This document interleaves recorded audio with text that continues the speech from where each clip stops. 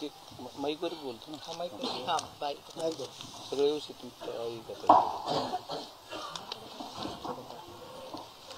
ही प्राथमिक माहिती आहे. मी थोडं तुम्हाला ऑफिशियली जे बोलतो 28/5 आवारा कंपनीवर पहिल्यांदा खंडणी मागण्यासाठी हे 2 आरोपी आले. अशा आरोपींवर म्हणजे डायरेक्ट त्यांनी PD आणि स्टोअर मॅनेजर यांना उचलून अपहरण केलं. 28 तारखेला त्यांच्या गाडीला वगैरे कॅमेरे असल्यामुळं ते ट्रेस झाले. त्या दोन्ही आरोपीला पकडलं तर त्याची फिर्याद ही 29ला झाली. म्हणजे मला ह्याच्यातून हे सांगायचं आहे 29 मे तर हे 2 कॅरेक्टर आहेत ना. तर आपला जो घटनाक्रम आहे नंतरचा 29/11चा त्याच्यानंतर 6/12चा 9/12चा त्याच्याबद्दल कुठेही आले नाही. म्हणजे मला हे सांगायचं की पोलीस प्रशासनानं त्वरित कारवाई केल्यामुळं त्या दोघांना कळालं. एक आरोपी आणखी त्याच्यातला हा आरोपी आहे ना अनोळखी तो सगळ्यांच्या ओळखीचा आहे. हा ते सांगतो ना त्याची माहिती आपण त्यांच्याकडून घेऊ पण त्याच्यावर कुठलीही कारवाई नाही. आणि हेच इथल्या आमच्या पोलीस प्रशासनाची पद्धत आहे. इतर टाकून द्यायचं तपासात काही सापडलं नाही म्हणायचं त्याला सोडून द्यायचं त्याचा पाठपुरावा देखील कोणी करत नाही. तर मला सांगायचं होतं की हे पहिला FIR आहे की जिथल्या तिथं कारवाई केल्यामुळे हे कॅरेक्टर पुढे कुठल्याही याच्यामध्ये आले नाही. त्याच्यानंतर 6 तारखेला ज्यावेळेस खंडणी मागण्यासाठी हे लोक आले 6/12 त्याच्या अगोदरचा पण एक FIR आहे 29/11चा. तोच 29च्या तारखेला आला. नाही हा तसं ही सिक्वेन्स अशी आहे. 29/11ला ज्यावेळेस इथं खंडणी मागायला आले त्यांच्या नावाखाली त्यावेळेस हे केजच्या एका राजकीय कार्यालयात बसले होते तालुका अध्यक्षाच्या जो की ह्याच्यातला खुनाचा आरोपी आहे विष्णू चाटे. तर 29/11ला हा जो टायमिंग आहे ना त्या टायमिंग मध्ये हे महाशय त्यांची एक रजिस्ट्री होती. ही धमकीचा जो टायमिंग आहे आणि इथल्या रजिस्ट्रीचा टायमिंग आहे तो सेम आहे. हा टायमिंग हा ही दुसरी घटना इथली त्याच्यावर पण कुठलीच कारवाई त्यावेळेस झाली नाही. ही केस संतोष अण्णाचा खून झाल्यावर पोलिसांना कळलं की करायला पाहिजे. त्यावेळेस देखील हे लोक तिथे गेले बसले त्यांची कुठलीही तक्रार घेतली नाही. कारण का वरून फोन आला एकदा तक्रार घेऊ नका तर इथं कुणी जरी आलं किती जरी मुर्दे पडले तर इथलं पोलीस स्टेशन तिथली कोणाची केस घेत नव्हतं. ही वास्तविकता आहे. ही बाप्पांना माहिती आहे. ही सगळ्या आमच्या पंचक्रोशीत माहिती आहे सगळ्यांना माहिती आहे. तुम्हाला त्याचे पण काही पुरावे आहेत माझ्याकडं की अण्णांचा खून झाला पण हाफमटर इतक्या प्रकारचे झालेले आहेत डायरेक्ट लेकरा बाळात बसलेल्या बापाला उचलून नेऊन मारलेले आहेत. ते लोक समोर येत नाहीत काही भीतात ते लोक. आज जरी कुठे गेले लोक तर त्यांना वाटतं आपल्या भाऊंकडून कुणी येऊन आपल्याला मारतं का काय. तर हे झालं 29 तारखेचं जो की FIR याचा कधी झाला घटना झाली 29ला आणि FIR झाला 11/12ला खुनाच्या नंतर. ज्यावेळेस त्यावेळेस बाप्पा तिथं बसले तिथून त्यांचा मेल पडल्यानंतर ही सुद्धा FIR झाला नाही तर हा सुद्धा FIR होत नव्हता. त्याच्यानंतर 6 तारखेला ज्यावेळेस ही घटना घडली आरोपी परत आले वॉचमॅनला मारहाण केली. वॉचमॅनला मारहाण केल्यानंतर एक गावचा प्रमुख म्हणून तिथून फोन आला की असे भांडण चालले. त्यावेळेस भावाला देखील मारलं. गावाले भरपूर होते त्या दिवशी महापरिनिर्वाण दिन होता. त्या दिवशी मग गावातले काही लोक आले. शनी सरपंचाला हात म्हणजे मारलं शनी त्यांना मारलं पण ती भांडणं अशी होती की सोडासोडीची. मी स्वतः तुम्ही इन्क्वायरी करा PSI शिंदे साहेबांना बोलून घेतलं की मसा चौकच्या तोडला असे भांडणं चालले. त्या जे कोणी आहेत त्यांना घेऊन जा आणि आम्ही त्यांना अंगाला हातही नाही लावता दोघा भावांनी. हे सगळे लोक त्यांना बाबासाहेबांची शपथ खाऊन थांबवले आणि ह्या आरोपीला सोडलं. त्या आरोपीच्या गाडीमध्ये जी की खुनाला गाडी होती त्याच्यात सगळे हत्यार होते. तरी देखील ती गाडी सकाळी 7ला इकडे चक्रा मारती मसा जोगला. हे आरोपी संध्याकाळी 11:30 वाजता जामीन होती यांची टेबल जामीन आणि तो जामीन करणारा बालाजी तांदळे जो की CID ऑफिसला जो रजाया पुरवतो ह्यांना पांघरायला आरोपीला पाण्याच्या बिस्लऱ्या पुरवतो हे इथपर्यंत ह्या घटनाक्रम झालेला आहे या 29 तारखेचा.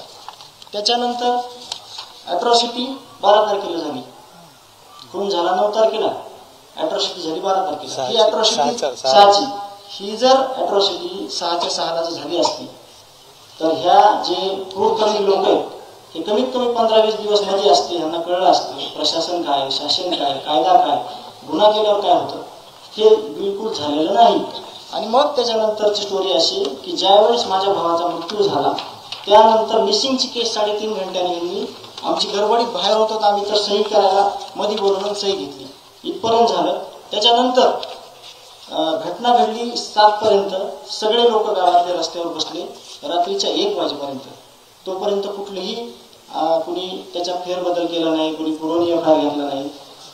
रात्री 1 वाजता शब्द दिला. जे PI बल्लाळ आहेत, ऑडिओ क्लिप त्यांच्या आलेले आहेत, त्यांचे काय संबंध आहेत कोणासोबतचे, तर त्या बल्लाळांनी इथं सांगितलं की 9 वाजेपर्यंत आम्ही आरोपी तुमच्याकडे आणतो, तुम्ही आता उठा. बाया, माणसं, लेकरं, सर्वसामान्य माणसं रस्त्यावर बसलेले होते. मग सकाळी 9 वाजेपर्यंत त्यांनी कुठलीच कारवाई केली नाही. रात्री घटना घडल्यावर 10:30 वाजेपर्यंत आरोपींचे फोन चालू होते. मी स्वतः विष्णू चाटेला 12:30 वाजता फोन केला तरी फोन चालू होता. यांनी कुणालाही ट्रेस न करता कुणालाही पकडलं नाही. हे आरोपी वाशीकडे गेले त्याचं कारण होतं तिथं की PSI घुले नावाचे यांचे नातेवाईक होते ह्या आरोपींचे. त्यांनी सांगितलं की पुढं पोलीसच्या गाड्या आहेत, तुम्ही कोणत्या ठिकाणी गाडी थांबवायची, कुठून पळून जायचं. आणि म्हणले पुढं जंगल आहे. कुठं जंगल आहे? वाशीमध्ये जंगल आहे असं तुम्ही बघा नेटवर्क किंवा सॅटेलाईटवर, तिथं जंगल आहे का बघा. हे म्हणले जंगलात पळाले आणि तिथून निसटून गेले. हे झालं. त्याच्यानंतर मग आदरणीय मनोज दादा इथं जवळपास 4 वाजता आले होते. ते रात्रीचे 11 वाजेपर्यंत होते. त्यांनी पुरवणी एफआयआर करून घेतला. त्याच्यानंतर PM केलं. 1:30 वाजता इथं ज्यावेळेस अंत्यविधी झाला भावाचा त्यावेळेस मनोज दादा इथं होते. जर दादा येऊन बसत नाहीत तर ह्या घटनेची सुरुवात होत नाही आणि तुम्ही देखील कोणी आमच्याकडे येत नाहीत, कारण का तिथंच विषय सगळा संपत होता. गुन्हा नोंद झाला त्या दिवशी. दुसऱ्या दिवशी 11 वाजता गुन्हा नोंद झाला. आपण बसलो त्याच्या या जागेवर आपल्या, म्हणजे इतक्या भयावह म्हणजे हे प्रकरण आहे. मग पुरवणी जबाब केला. त्याच्यानंतर हा गुन्हा झाला. हा असा घटनाक्रम आहे. आता ह्याच्यातून एकच आम्हाला तुम्हाला त्याचा सारांश द्यायचा आहे की सगळी पोलीस यंत्रणा, ते SP साहेब असतील, ते PI साहेब असतील, ते LCBचे लोक असतील, ह्या लोकांनी एवढी अराजकता माजवली. हा खून हा आरोपीने केला नसून हा यंत्रणेने केलेला गुन्हा आहे असं मी त्याचा भाऊ म्हणून ठोकपणे सांगतो आणि त्याचे सगळे पुरावे देतो पोलिसांना. ज्यावेळेस मी DYSP साहेबांना बोलतो कि ये त्यांना हिंदी बोलतात ते कि ये इसका कॉल आता था क्या कभी तुमको, कभी कभार आता था क्या. बोले हमको सभी को फोन आता था. 50 ते 60 कॉल आहेत त्या दिवशी. आणि ह्यांचे जर 6 तारखेपासून 18 तारखेपर्यंतचे जे कॉल रेकॉर्ड काढले 1,000 कॉल निघते यांच्यासोबत. घटना घडल्यापासून 15 दिवस तरी कुणाला कुणीही गांभीर्याने घेतलं नव्हतं ह्या लोकांनी ज्यांनी गुन्हा केला. आणि आता सगळे म्हणतात खूप संवेदनशील मुलगा आहे मी. माझा भाऊ गेलाय. माझं सगळं जे आयुष्यातलं जे होतं ते सगळं गेलं. माणूस गेल्यानंतर कुणी प्रेम दाखवतं, गाव दाखवतं, ते दाखवतं, पण मी जिवंतपणे माझ्या भावाला, माझे आई वडील, माझे जे कुटुंब आहे सगळ्यात माझा प्रमुख माणूस होता. मी त्याच्या सावलीसारखा आतापर्यंत राहत होतो. मला त्याची उणीव कशालाच भरून येणार नाही, कारण का मी त्याच्या खांद्याला खांदा लावून जे सगळं आतापर्यंत काम केलं निस्वार्थीपणे ते आम्ही दोघांनी मिळून सोबत केलं. माझा एवढा घात केलाय तर तो घात ह्या लोकांनी केलाय. आणि असे 100वर प्रकरण असते. तुम्हाला त्याच्यातला एक फोटो दाखवतो. हे लोक बिचारे यांच्या घरी कुणीच नाही लढायला. जे तुम्हाला एक उदाहरण दाखवतो. असे 100वर लोक आहेत, त्यांना अशा पद्धतीनं मारले जात आहे. केज पोलीस स्टेशन मध्ये CCTV काढायला सांगा बाप्पा. त्या दिवशी यांनी साधी यांची देखील घेतली.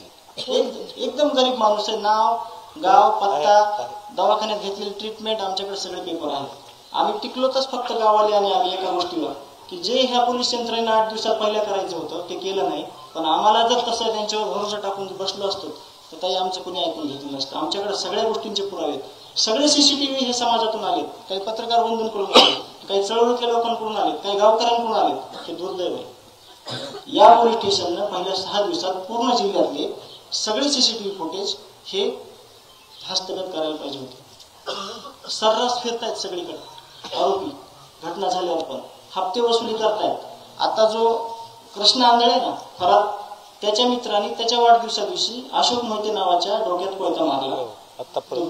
तो लातूरच्या सह्याद्री हॉस्पिटलला ऍडमिट होता आणि त्याला आम्ही डिस्चार्ज होताना मी गेलो होतो स्वतः तिथं. एवढ्या घाबरलेल्या अवस्थेत होता तो. आणि होमगार्ड आहे तो, स्वतः होमगार्ड आहे तो. म्हणजे ह्या घटना अगोदर पण घडत होत्या आणि पुढे सुद्धा ह्या घटना अशा घडतात की लोक जे आहेत ना, आरोपीची सुनावणी असेल ना तरी त्याचं मनोबल वाढवण्यासाठी येत आहेत आणि आम्हाला दाखवत आहेत की म्हणजे आम्ही त्यांचं समर्थन करतोय. आम्हाला कुठेतरी भीतीयुक्त वातावरणात आम्हाला भीती वाटावं, पण मी स्वतः, माझं कुटुंब आणि गाव आम्ही कधी घाबरणार नाही. आम्ही कुठल्याही स्टेजला जाऊ, आम्ही कुठेही न्यायाच्या भूमिकेत आम्ही कधी बी कुठेही उतरायला तयार आहे. गावकरी सोबत आहेत, यापेक्षा सगळे समाज, तुम्ही सगळे लोकप्रतिनिधी सगळ्या गोष्टी बाजूला ठेवून आमच्या सोबत आहेत. आम्ही ह्या ज्या गोष्टी सांगितल्यात ह्या त्रिकालाबाधित सत्य आणि ह्याचे आमच्याकडे पेपर आहेत आणि ज्या काही अनऑफिशियली गोष्टी आहेत त्याचे काही पुरावे नाहीत त्या गोष्टी सुद्धा आमच्याकडे आहेत. त्या तुमच्याकडे न मांडण्याचं कारण की जर कोणी सिद्ध करा म्हणलं, जर कोणी म्हणलं तर ते आमच्याकडे नाही, म्हणून आम्ही तुम्हाला त्याचे फक्त फोटो दाखवले. खूप आहेत अशा फाईल, खूप झाल्यात ह्याच्या. जेवढी डॉक्युमेंटरी तपास यंत्रणेकडे नसेल तेवढी आमच्या मसुदेवाल्यांनी तयार केलेली आहे.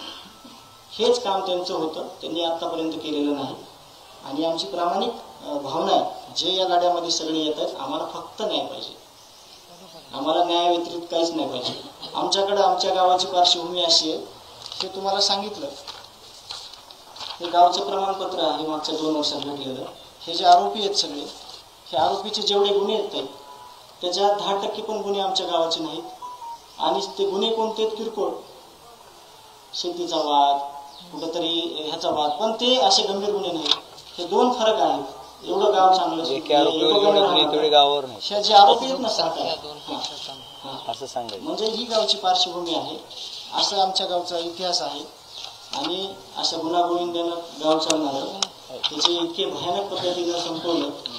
आम्ही आमच्याकडं कधीही आम्ही ह्याची उणीव भरून काढू शकत नाही. हे सगळं तुमच्याकडे येतं.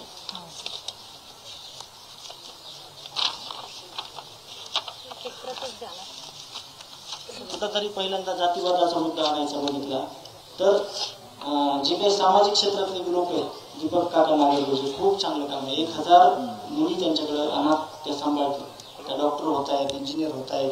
त्या लोकांचं मनोगत आहे, फक्त गावाविषयी त्यांचं काय मत आहे हे खाली जोडलेलं आहे.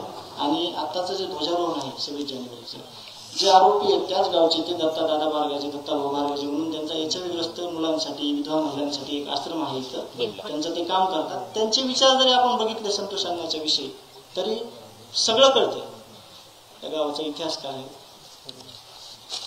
त्याच्यामध्ये 9 डिसेंबरला त्या दिवशी घटना घडली, गावातले काही तरुण केस पोलीस स्टेशनला गेले, पण केस पोलीसवाल्यांना दिशाभूल केली. इकडे जीवाचीवाडी म्हणून गाव आहे आणि संतोष अण्णाला चिंचोली शिवारात नेमकं पोलीसवाल्यांना सांगितलं नाही तुम्ही जीवाचीवाडीकडे शोधा. म्हणजे जाणीवपूर्वक दिशाभूल केली पोलीसवाल्यांना. केस आरोपी झाले पाहिजे.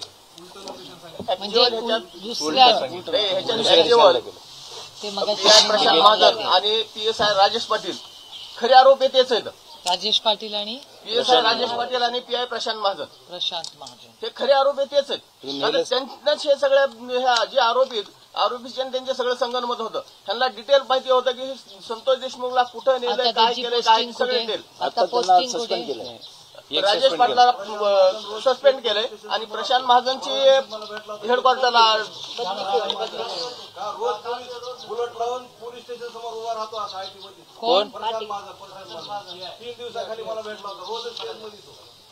आता पोस्टिंग कुठे? त्यांची हेडक्वार्टरला पोस्टिंग केलेली. पण मग इथे कशी येतात ते? महाजनला दिली केसला परत कोणची काय ती यंत्रणा. आम्हाला पोलीस स्टेशन नसलं तर आम्ही आमचे संरक्षण करू. अरे असं कसं? म्हणजे असं होत असेल तर खूप गरीब